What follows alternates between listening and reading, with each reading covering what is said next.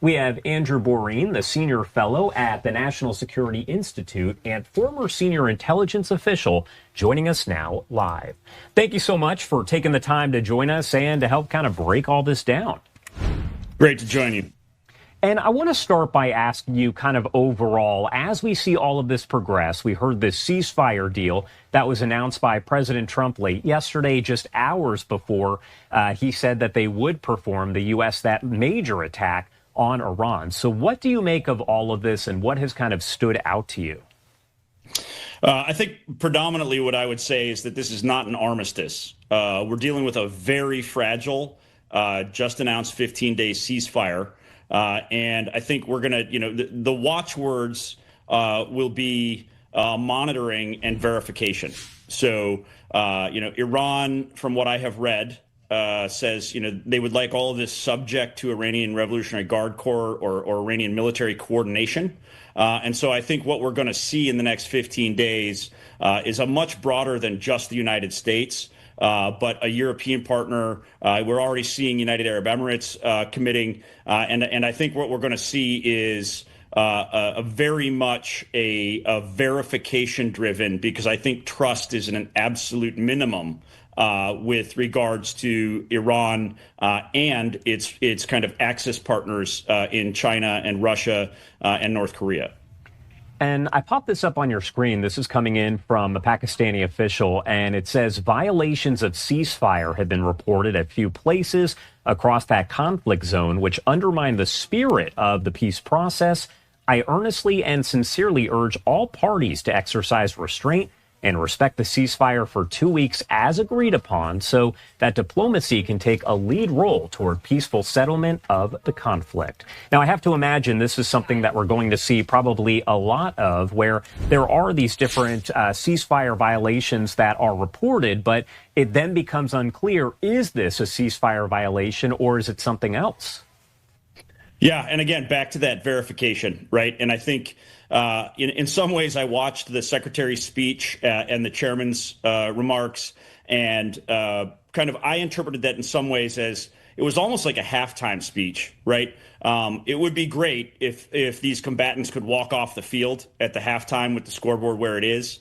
But I think it's really important. You heard a lot of talk about maintaining an ability for offensive pressure, maintaining awareness on the straight. And, so I think that's probably what I would say is really delicate. Is there will undoubtedly, like you said, we're going to get back on the field here, and there shouldn't be a full contact game happening. But I do think there will be a lot of opportunities for Iran to take offensive cyber attacks. Is that off of the table? We saw them attack an American company, Stryker, in the last few weeks. Will Iran resort to more Hezbollah violence if they don't get a cessation in Israeli attacks, working to push Hezbollah off of their northern border? So I think there are a lot of very dangerous areas, and I'm not sure we're out of the woods on the risk of increased risk, whether it's to the Strait or for potential renewed allied strikes on Iran. And right now you're looking at a post here from Jennifer Griffin, our buddy over at Fox News, as she says, New York Post exclusive on Iran talks in Islamabad from call with President Trump. Quote, we'll have Steve Witkoff, Jared Kushner, JD, maybe JD, I don't know. There's a question of safety, security. Now, Trump saying that in a phone interview, the president on Tuesday accepted Iran's 10-point counterproposal on ending the conflict as a tentative framework to build a permanent deal, though some of the demands seem very unlikely to be finalized.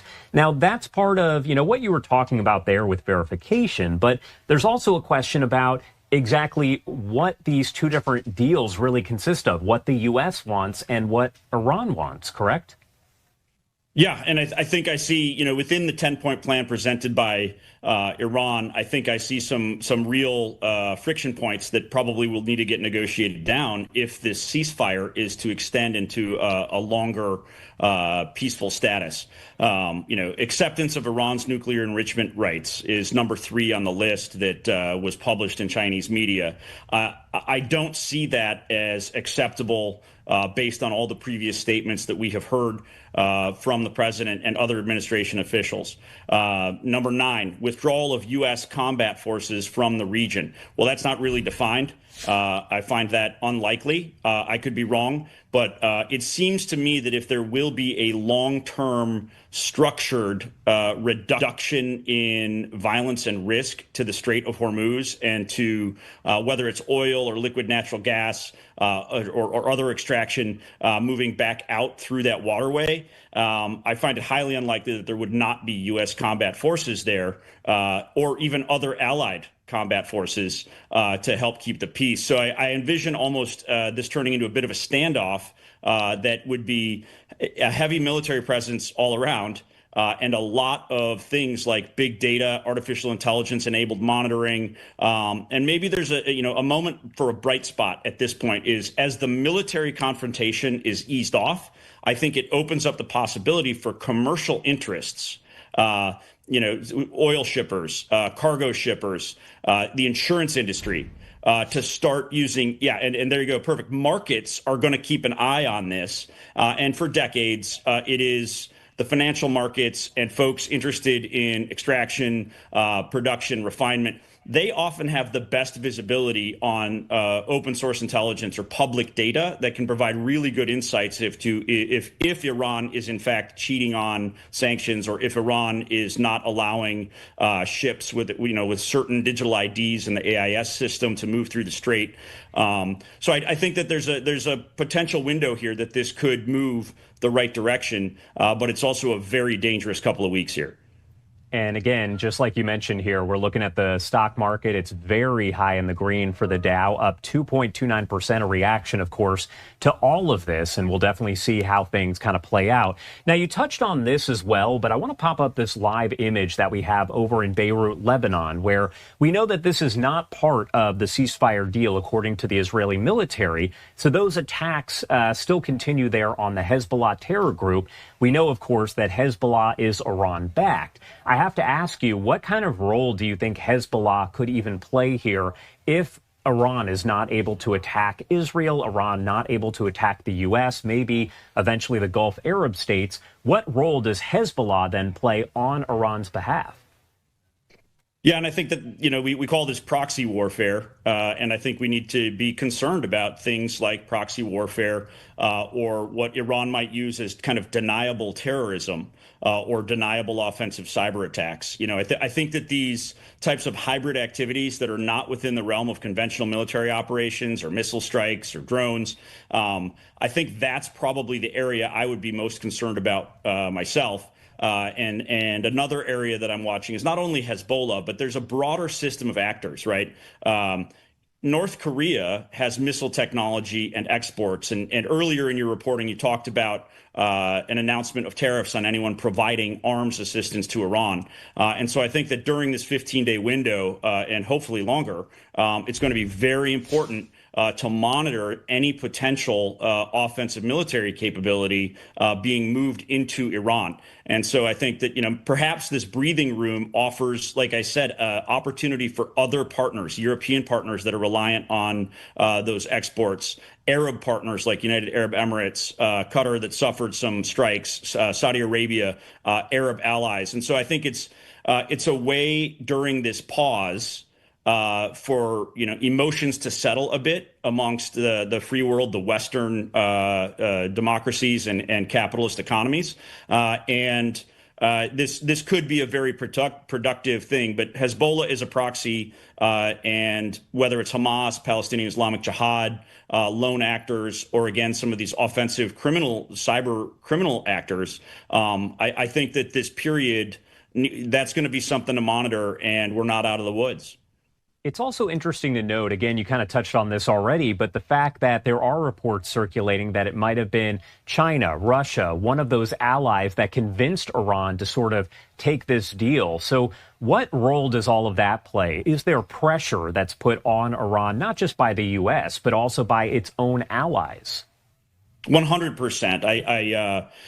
I have seen reports in the news that China had a very heavy hand in the Pakistani negotiations, and that makes sense. if you look at, from a relative perspective, a much less oil and liquid natural gas goes to U.S. markets through that Strait of Hormuz than goes to China, and that's by like a massive order of magnitude. And so I think the Communist Party in China is looking at this situation where Iranian oil is drying up and getting harder and harder to get.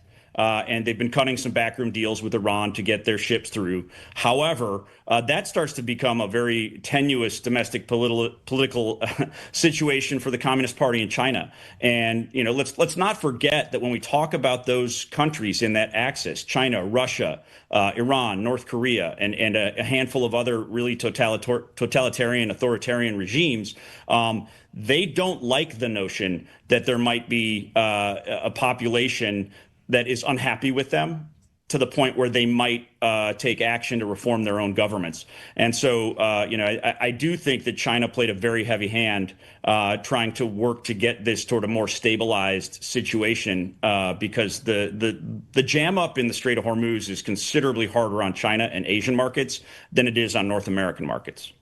All right. So what are you going to be watching for here as we go through the next several hours, days, and really weeks? Because, again, the ceasefire is a 2-week ceasefire, but we've already seen it get more and more fragile there as there's reports of violations, things of that nature. What are you specifically going to be watching for? So I'm going to be watching to see, kind of at a macro level. Is this resulting in some increased European and Arab world, Middle Eastern security partner involvement in creating an enforceable, verifiable passage through the strait for free navigation? And by free navigation, I mean not brokered by the Iranian military. But that will be a complex process, and I think that's going to require participation from all kinds of consumers of those resources that flow through the strait. And so that's one thing I'm watching for. Another thing I'm watching for is North Korean technology, offensive military technology exports. Right. North Korea has always been a very dangerous proliferation risk.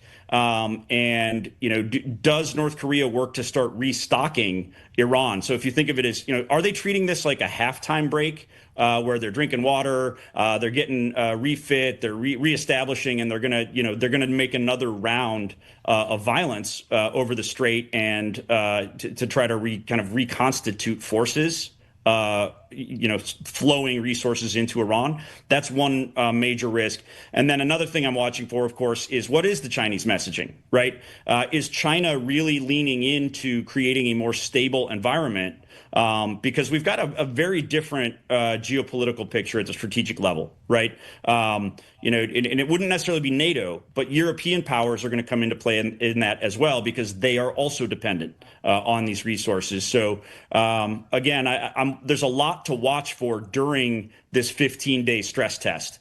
And I think that the visibility of public information, open source intelligence being added will be good. Transparency is good for markets. Stability is good for markets, and it's good for growth. And frankly, it's good for the safety of human life. So that's the most important thing. And I think that we might see some progress. Andrew Borene. And of course, we covered a lot of ground, and that might be an understatement there. But anything we missed that you want to make sure to mention here before I let you go? No, I'm just going to add a personal request. If you're a person that prays, this is a good time to pray.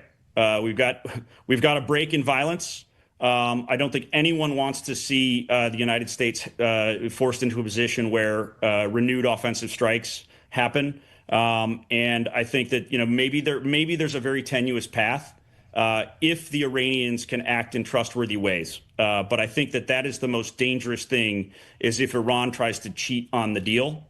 My assessment is that this administration and this break is likely to result in more allies signing on to the effort if there's a violation by Iran. So I think that's the most dangerous course, and they're not a very trustworthy group at their political leadership level. And of course, we'll see how it all plays out. Andrew Borene, thank you again for taking the time to join us. We appreciate it. Thanks, Josh.